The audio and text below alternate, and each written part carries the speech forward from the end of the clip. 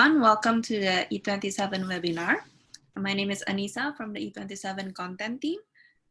Before we started, a little bit about this webinar series. So we started the E27 webinar series to facilitate learning and development of the startup community in Southeast Asia.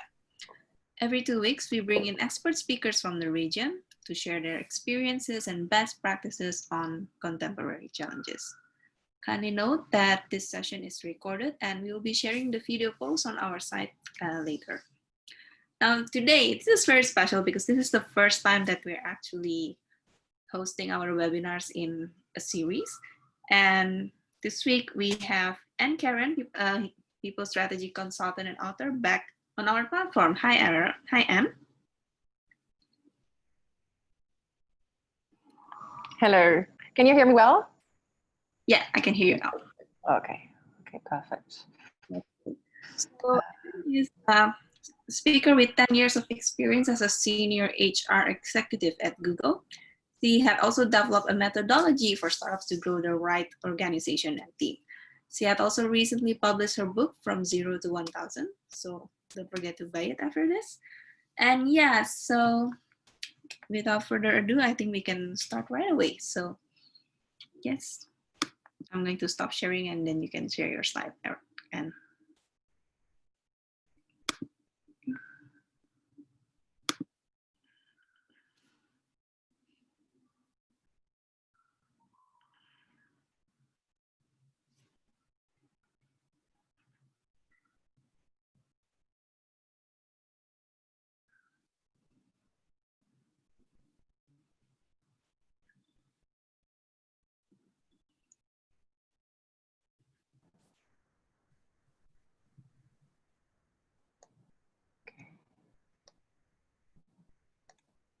I had some technical difficulties. Okay, can you see me and hear me now? yeah, I can hear you now. Okay. Are you having trouble sharing the screen or? So let me now share my screen. Here we are.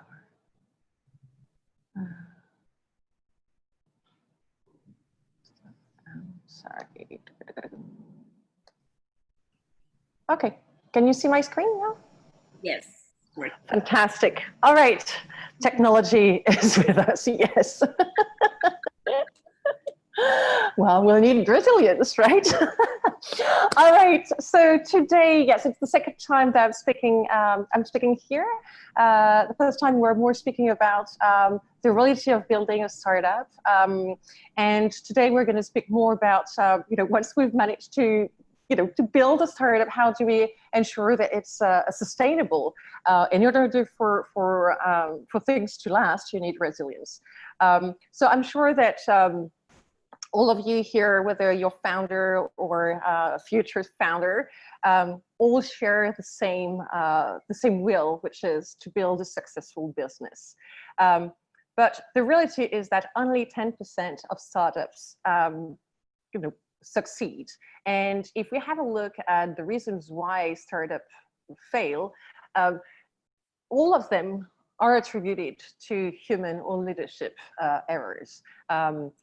Because the thing is that the quality of your strategies will only be as good as the quality of the people developing those strategies. So if you have a poor go-to-market strategy, it's probably because the person developing that strategy didn't do such a good job, or if you ran out of cash, probably didn't have the right person in the finance department, and so on. And even the 10% that succeeded definitely went through a lot of obstacles and difficulties that they had to overcome. And at the end of the day, it all comes down to people. In order to go through hard times, you need to ensure that everybody is on the same boat, right? If you go through a storm and that your boat is starting to rock, you want everyone to row in the same direction in order to ensure that you can get out of the storm safely and as quickly as possible. And without the right people, easily you can really put your business in jeopardy. So people are extremely important. It is quite important as a founder to have a sense of what's coming ahead, and to plan and to be conscious that there will definitely be a number of issues that will come in your way. That's the job, that's the reality of being a founder or even being a leader.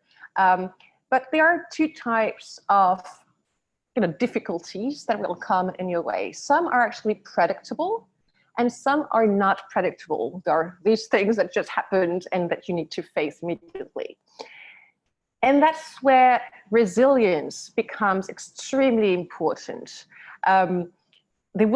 Resilience will help you to overcome both the foreseen and the unforeseen. What is resilience? It's basically the capacity to recover quickly from difficulties. We have seen the need for resilience recently with the pandemic. Obviously, a lot of businesses have been affected and had to react very quickly and to find solutions to pivot whatsoever.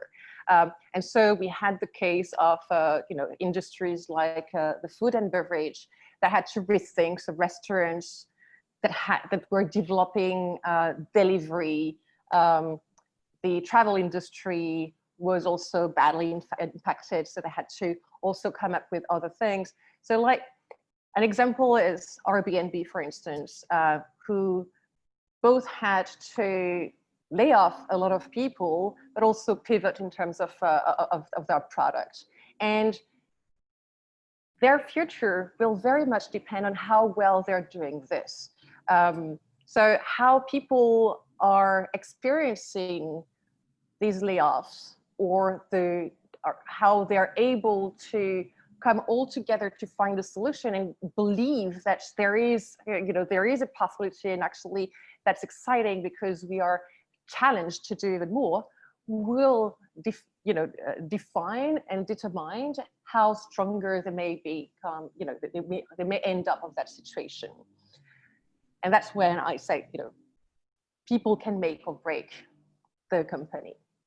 So let's have a look at the different type of obstacles that as a founder you may come across. So there's a number of things that are predictable. We covered some of them at the previous session. For instance, there are a number of stages that your company will go through, and at each stage the organization will have different needs.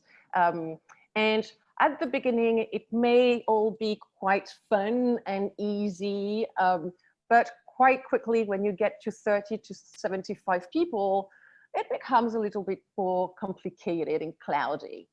And if you're not preparing the organization well beyond 75 people, it can become quite stormy. And so in order to prepare that, there are a number of things that you need to build at each stage of your company. Very early stage, you need to have your mission, vision, values defined, et cetera, et cetera. And so building this will be helping you to design a resilient organization. The first thing to do is to study the path ahead. So what I said, okay, these are the stages that my startup will go through. This is where I am, and this is where I need to go. And what are the things that I need to design, to put in place on time in order to get it ready. Let me give you an example. I had a client 2 years ago who was in Series B. And basically, when I met with them, there were 75 people. And they had no intention of growing very fast. They really thought that they were going to stay quite lean. But the reality was they already had 150 openings that the managers in different parts of the organization were already hiring for. So all of a sudden, in the next 3 months, 3 to 6 months, there were going to be over 200 people.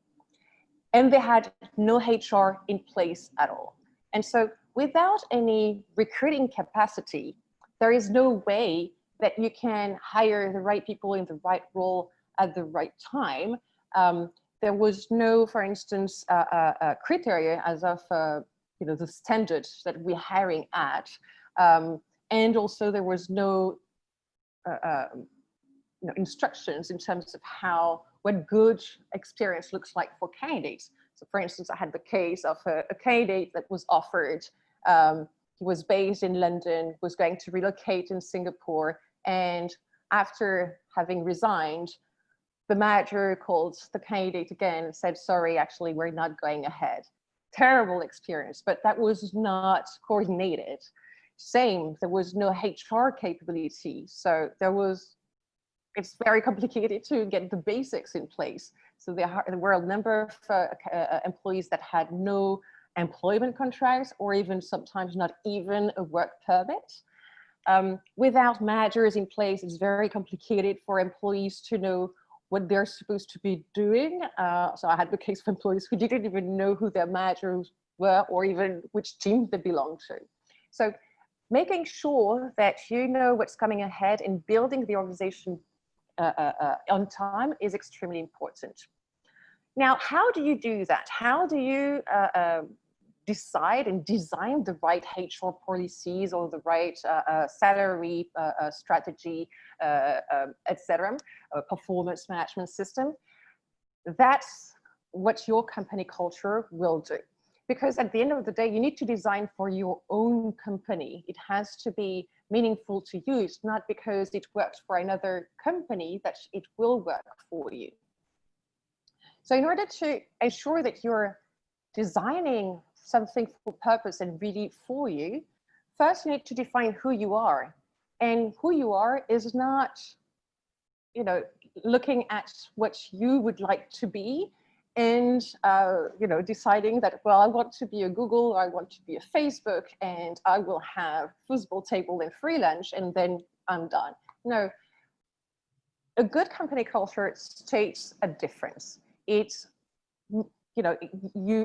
somehow it should be attracting the right people for you and discourage those that are not a fit for you. And in order to do that, you need to be authentic and consistent. So 80% of the culture comes from the founder. If you're always late to meetings, don't try to put punctuality in your values. It won't work. Nobody will be punctual. If you want to, if you don't like the fact that you're super disorganized, which is the reality of being a startup, we're quite disorganized, don't try to put in your values organized in the hope that people will become organized. No, embrace it and say, well, we thrive in chaos. And in that case, you will hire people who navigate well with ambiguity and know how to bring order into a mess. And be consistent. So if you are, empowering, choosing a value like empowering for your company, make sure that all your systems are making sense and consistent with that. If you have a policy that says that the working hours are 9 to 6, or that there's no work from home flexibility, well, that might not really be in sync with being empowering. So be careful about that. I can give you 2 quick examples. So we all know Netflix. So Netflix, for instance, did an amazing job in translating their value well. And so, for instance, they have a value that is called judgment. So they expect that they hire grown-up adults that can make the right decision. And in that case, they decided that there was no leave policy, for instance. So you could take as many leave as you want. That can be a little bit weird for some companies, but that's really consistent with what they believe. They believe that people can make decisions, the right decision, and they shouldn't be told how to do it. Semco is even more extreme in terms of the way they have implemented their culture. So they have the founder or CEO is called Ricardo Semler, I really encourage you to read his book if you're interested in this. And he came up with this idea of bringing democracy in the workplace. And so one of the things that's translated from that, because it's good to say, okay, we give democracy and everybody has a voice, but if in reality it doesn't happen, then that's never going to work. And that worked for them, because in reality, people were actually able to set up their own salaries, but everybody had access to everybody's salary. And so people could be voted out of the company if people thought that they were not paying themselves in sync with the value they were bringing to the company. Similarly, managers were voted and are voted in as a manager every 6 months by their team. And after 6 months, if they've done a good job, then probably their team is going to vote them again as their manager or not. And so you might think, well, I'm not sure that's a type of environment in which I want to be, or where I will be happy. And that's what a good company culture does. It attracts the right people and discourages those that are not in sync. The reason I'm saying all that is because you're building for the long game. We're speaking about resilience here. There are a number of things, as we're saying, that we can plan ahead, and building an organization that is strong with a strong culture will help you to foresee most of the predicted issues, but at the same time, be stronger as a team for the unpredicted. So what about the unpredictable? There is a lot, and especially again in a startup environment. Let me tell you a little bit of story. When I was at Google, in 2009, I was leading a recruiting team in Europe. And 2009 was the financial crisis, and Google kind of saw the stock go down and freaked out, and we put all the hiring on freeze, which meant that we had to let go a lot of our recruiters. Almost 50% of the recruiters were let go. 6 months later, business was not just back to usual, it was way more important. So the business needed to hire a lot of people all of a sudden. But what happened? The recruiting team was only staffed with 50% of the recruiters. So all of a sudden we had to rehire in urgency recruiters to be able to hire in urgencies for the business. And believe me, it didn't work very well. So what were the learnings out of that? First, the cost engaged to rehire the team was way more than what we had saved with the salary, because you have to invest a lot of cost in order to hire so many people so quickly. Second, the morale of the team was extremely down after the layoffs. And as a consequence, the productivity was very down as well. And as at the moment when we needed the team to be at the top and to be ready to battle, the energy was not here. And so we wasted a lot of time that could have been invested elsewhere. And that's our main learning. Our main learning was that the following years, when we had a drop in recruiting, we did not fire our recruiters, but we decided to focus this time, this downtime, into constructive work. So we were working on process optimization, we trained our recruiters, we started new initiatives like building pipelines for new markets or for the future, etc. And that's what resilience means. It means that you're able to thrive and to be able to work together through difficulties and downtimes. So how do we build resilience in the teams? There are 4 things that are necessary in order to build good resilience in your team. The first one is collaboration. What do I mean by that? Basically, it means that each individual in the team obviously think that they can do a good job, but they also think that as a team, they can perform even better. And one of the good examples are the sports teams, for instance. I had the case, I love rugby. And I remember I was in England at the time, and it was France and England playing together. And France was really losing badly. I mean, they had 14 points. There was 14 points behind, and there were only 20 minutes left to go. And they made it. They made it.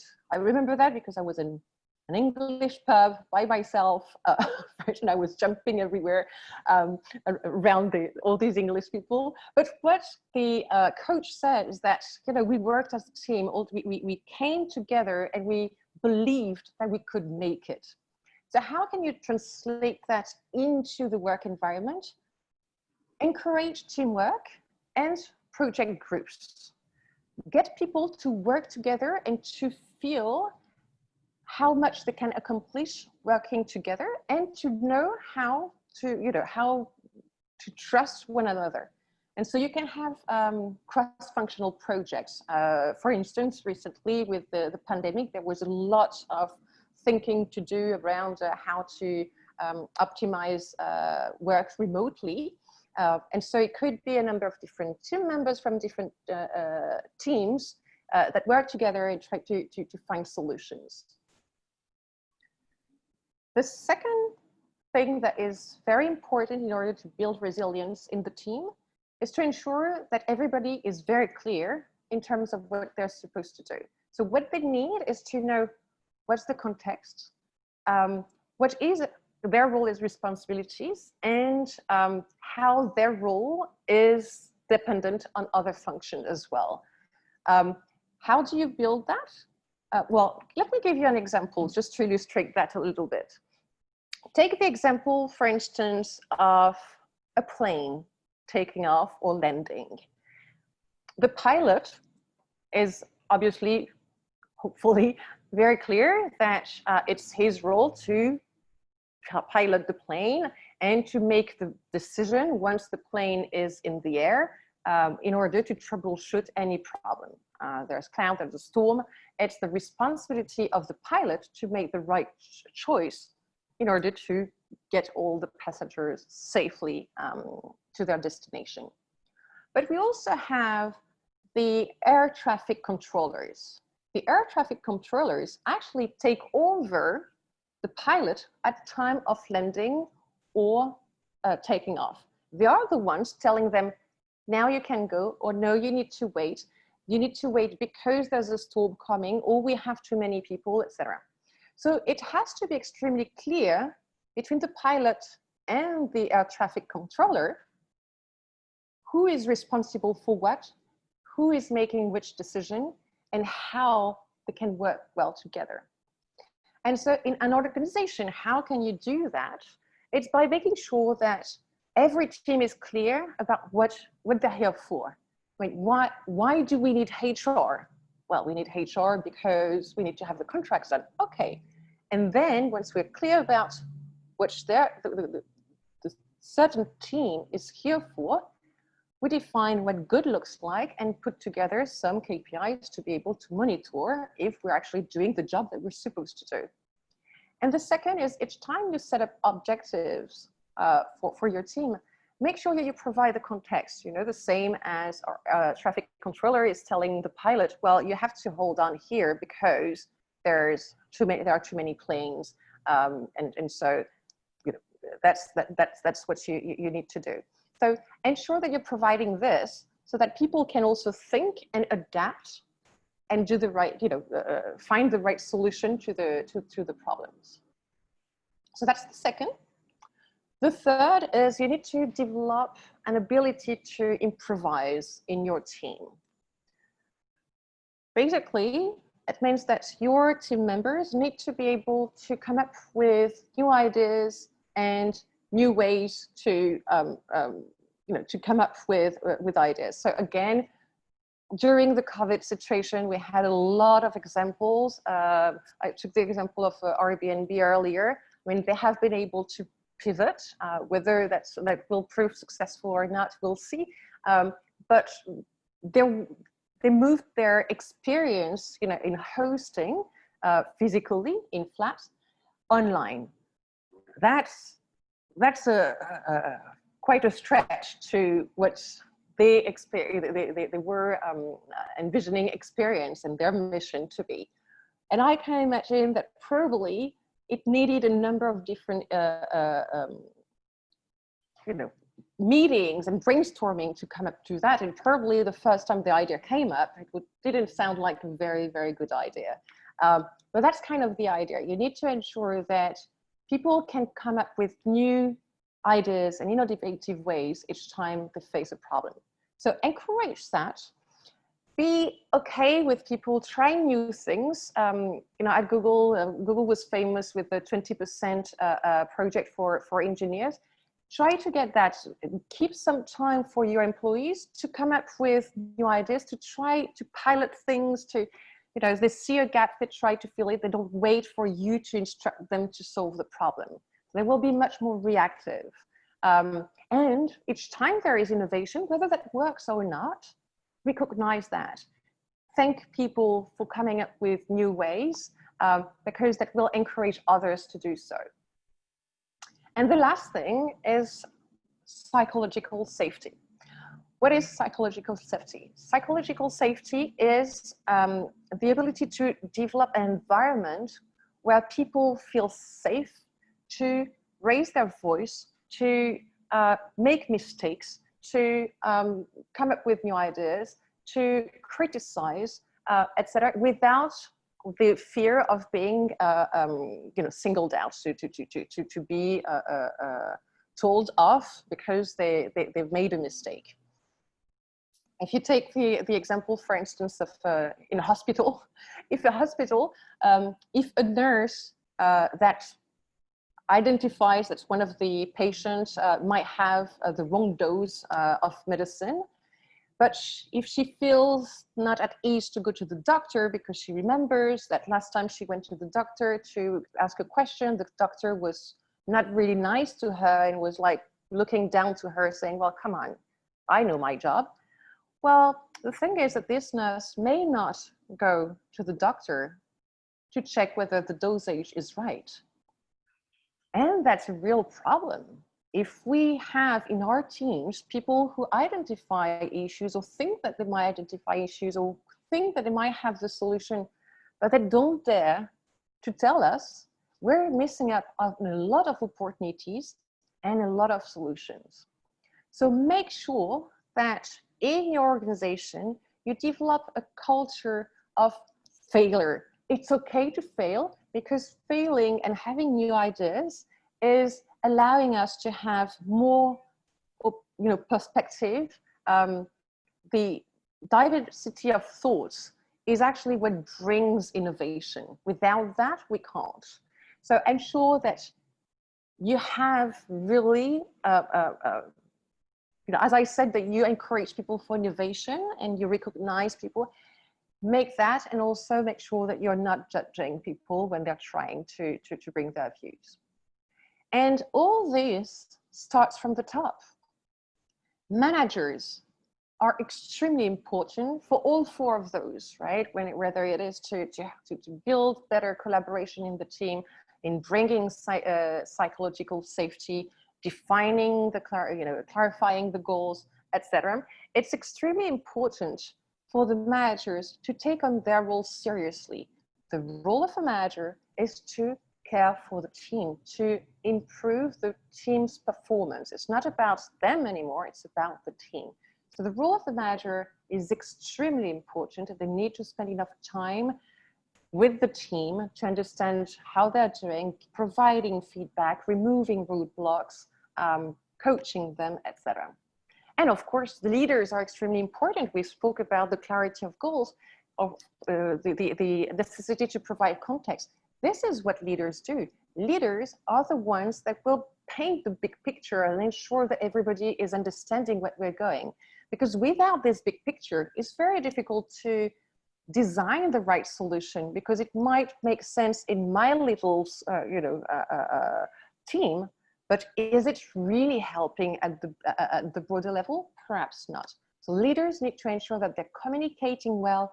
What are we trying to do? Where is our mission? What is our vision? what are the key challenges that we're facing, and what are the key objectives that we want to achieve towards the year. So, key takeaways for this talk.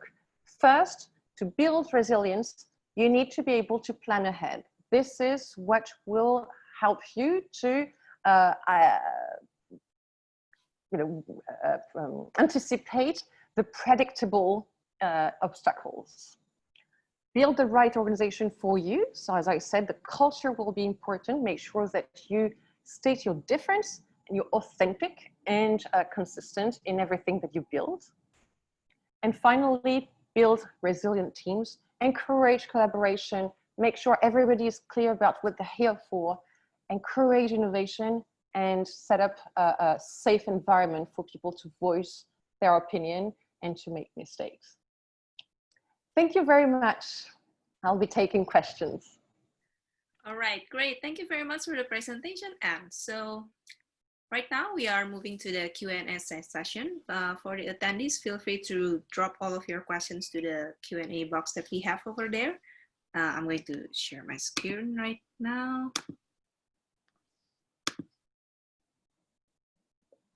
Okay, we have one question coming in. So let's see. Okay, it's from Hitesh Shutar. For business agility, you need a team that is quick in adapting changes.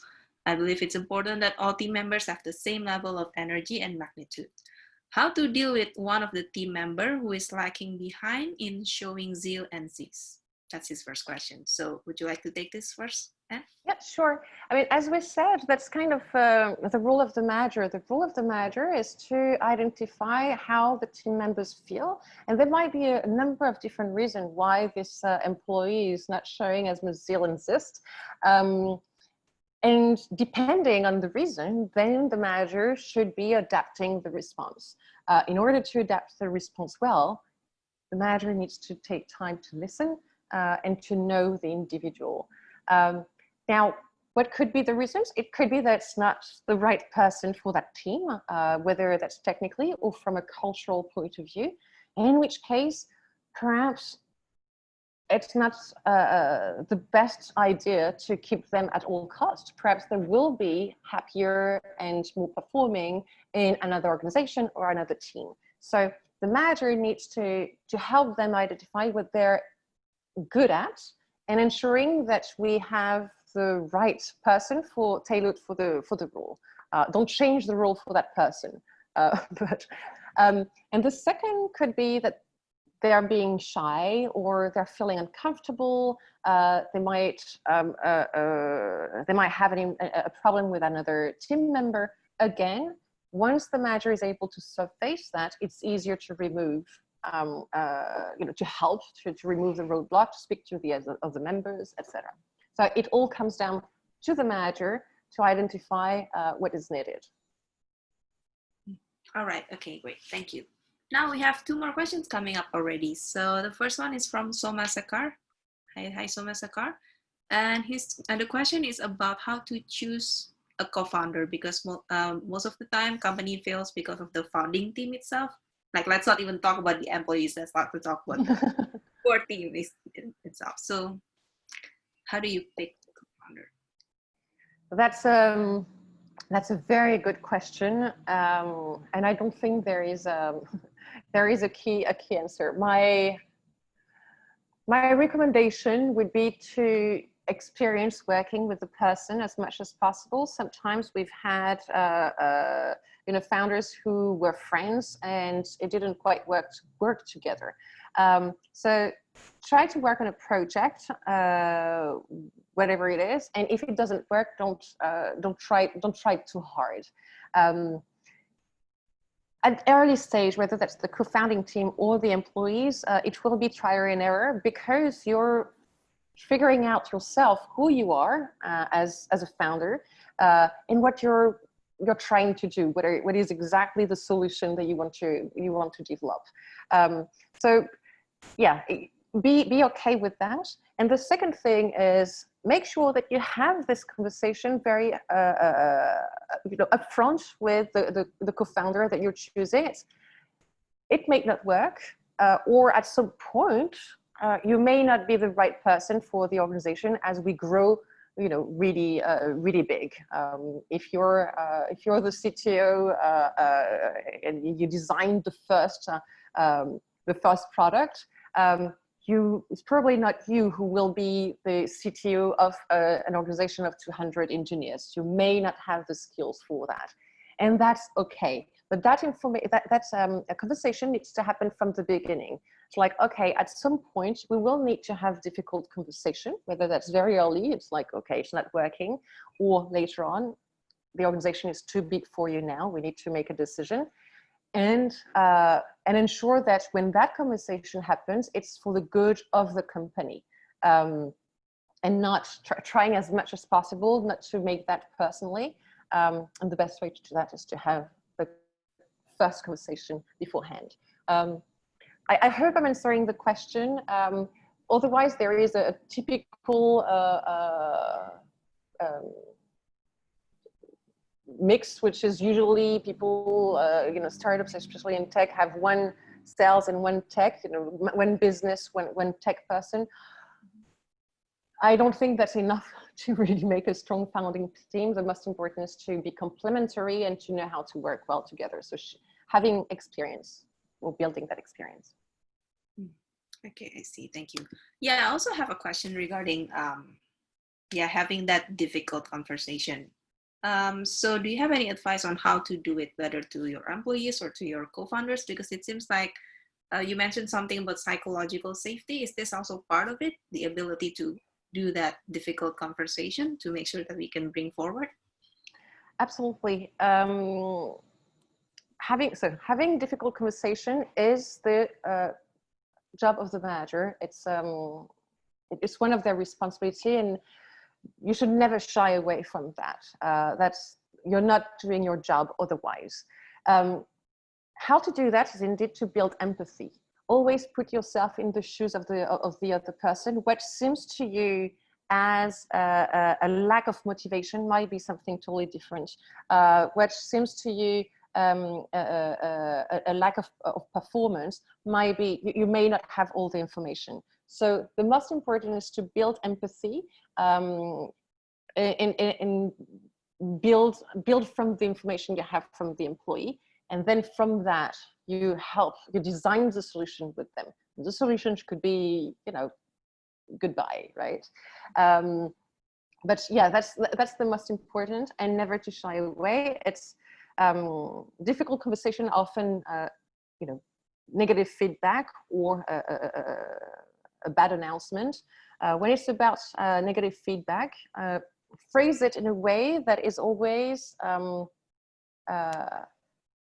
you're not judging. You're basically saying, from where I see, when you do that, this is what it means to me. This is what I feel like. Instead of saying, you're not doing this right. So place it like, this is what I see, and this is what it means to me. Now help me understand, or you need to understand that when you do this, this is what people think or feel, and that's not right. So we need to change it. So perhaps we're not doing it on purpose, but that's okay. Now, if it's an announcements are difficult. You need to prepare anyway for difficult conversation. And if it's an announcement and there's nothing to do to negotiate, make sure that you don't leave the room for negotiation, because that might be complicated. So if it's a difficult announcement, just state the facts and then listen, because it will be loaded with emotion indeed. Okay, thank you. Now we're moving on to the next question from our attendees. So this is from Mirna Magatsari. Hi, Mirna. So first of all, she has read your book and she thinks it's awesome and she learned many things. Thank you, Mirna. Here. Okay, so her question is, based on your experience for a startup company of 2 years with 30 employees, 50% production staff, 50% office and management, what is the best tools to do performance management to create a resilient team? And is there any best pattern how many performance measurement we need to do in a year for a very dynamic company? Yeah, so this. Yeah. Yeah, so it will be difficult for me to answer because performance management is a super long and big and thick topic. But as I say actually in my book, and I will repeat myself because I have mentioned that, performance happens in the team, and the one person that is really critical to drive performance is, again, the manager. I have never seen a poor performer changed into a top performer thanks to a great performance management system. The only person that can change a poor performer into a top performer is a manager. So that's the most important thing to know is in resilience, as I said earlier, building collaboration, building innovation, in all this, clarity of goals depends on the manager. And the tools that we will build are actually not so important. Tools are tools. They're only the vehicle of something that you have already built. They're not building it for you. Now, if you speak about the different measurement systems, right? For me, the least the better. If you want to empower your team as much as possible, make sure that you equip them with the right tools and that they can use this tool. So for instance, for KPIs, don't have too many to track because then it's not readable. I usually take the comparison of KPIs with your car dashboard. KPIs are key performance indicators. They are indicating whether you are doing the right thing or not. You have your team purpose. Why do we need HR? What does HR good HR looks like? And how do I know that I'm doing good? So for instance, all the contracts are being sent on time. Recruiting is being done within 3 months on average, or whatever. So you have a number of indicators, and that's your car dashboard. In your car dashboard, you will see the gas level, the oil level, the speed, and all this, and that helps you to make decision. You see that when the gas is down, I might need to take on some more gas in order to reach my destination. So get the KPIs in place so that your employees can read them and can see when the indicator is going in the orange or the red and can proactively solve the issue. That's where you will drive resilience. So people will start to think about solving the issue before you're telling them to do, and they will increase performance.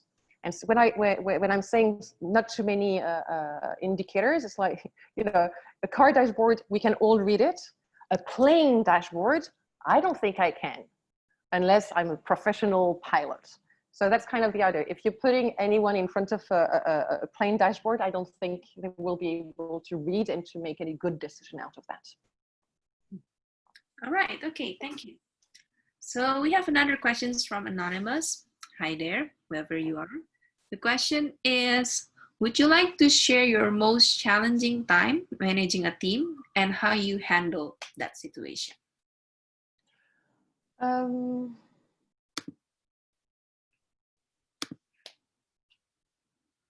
Yeah, I think the most difficult time is probably the one that I shared with you when we were forced to let go so many people at Google, and so that sometimes as a manager you don't necessarily have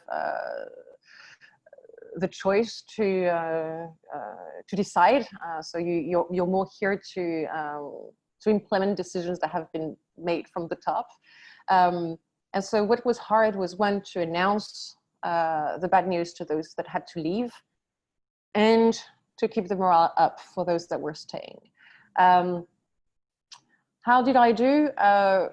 Empathy, trying to listen as much as possible. There was not much that I could do. I mean, the decision was made, so I couldn't change that. But what I could do is to help them. So for those leaving, to help them in their search, to help them understand who they were, to help them figure out what they were their strengths were at, and what was perhaps not necessarily their key strengths, and ensure that they were able to identify the right roles where they would thrive and be happy. For those staying, I actually put them on, I implemented a lot of 20% projects with my team to get them into developing their own babies. I was telling them to come up with an idea. I preferred not to come up with the problem, but for them to identify what could be improved, what were the type of things that they could do, and to concentrate on that. That has helped a little bit to increase motivation and drive, and get their attention a little bit away from the difficult situation that we're facing. Okay, thank you. Yeah, because I also received another questions regarding building the morale during difficult times like that. So yeah, so maybe like getting them feeling more involved by giving them baby projects to work on. Yeah.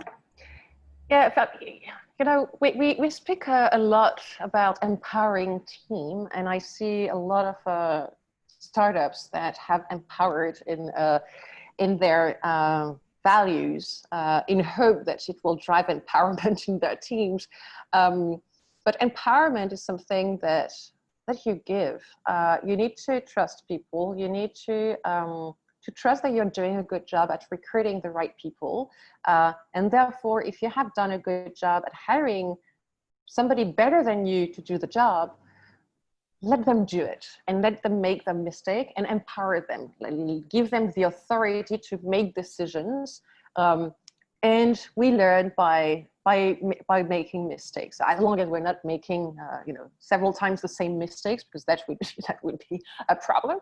But otherwise, it's you need to put in place the systems for that. And the more people can drive, set up their own objective and drive their own projects, you create a lot of engagement, but also a lot of innovation, and performance naturally goes up. When you love what you're doing, time doesn't count. I mean, you don't count the hours, and you're putting so much energy into it. So that's the most important, ensuring that we're placing the right people in the right roles, using their talents and not forcing it, and then giving them the keys. You have monitoring tools, okay, just to ensure that they're not banging the wall too often, or breaking the house. But yeah, you give them enough freedom to do what they're the best at doing. Okay, I see. Now, I have one more question that I'm always curious about. So how do you balance between creating an environment that is innovative and allowing people to take risks, make their own mistakes, but yet at the same time also providing them the psychological safety to make those mistakes and to basically balance between these two? Like, is there any advice on how to do that? How to build a psychological safety? Yeah, and then balancing it between the ability to take risks and then having that psychological safety. So the ability to take risks, as I said, if you have monitoring tools, basically that will help individuals to know when they're, they're really making a mistake. So, and the best is for them to realize it themselves. So you need to equip them with the right tools to figure out, there's a problem here. And sometimes the problem is not necessarily them. That's why I always say KPIs are not tools for assessing performance of an individual. Because sometimes your indicator can go down. Let's take the example, for instance, of a customer service associate who is supposed to, answer a number of requests per day. Okay, you need to answer at least 100 requests per day. So let's say individual A is answering all this 100 or even 120, but the customer service B might be answering only 50. But one of the specific cases was extremely difficult to handle. That was a lady that was stuck in an elevator. I don't know what happens. And the person just went up and, over and beyond, and managed to find the security to help in that specific building to get there. And the customer is over the moon and is writing crazy reviews online and whatsoever. Now, how are you going to measure performance? If you stick to the KPIs, then your customer service B only got 50% of their request met. So are you going to give only 50% of the bonus? That would be a huge mistake, because you can be sure that then the whole customer service team will just make sure that they answer the 100 requests per day, no matter what. So customer experience will suffer, for instance, from that, okay?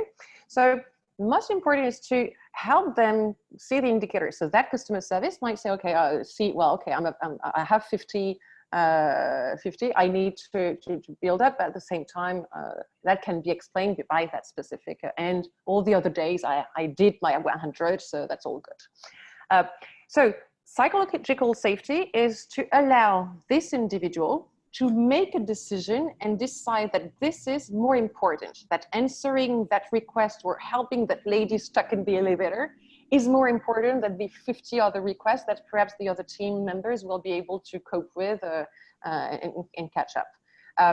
So it's making those decisions. And as a manager, you need to encourage that. It's like you have used your good judgment, or sometimes you don't have, it was not the right decision, but it was good to actually strive, because now we can speak about it. And now you know that what is important for us is to get the 100 requests answered. So never, when you provide feedback, make sure that you're not recognize the positive and provide additional information very concretely. It's like, okay, when you do that, then it feels like you forgot that there are still another 50 people waiting for an answer.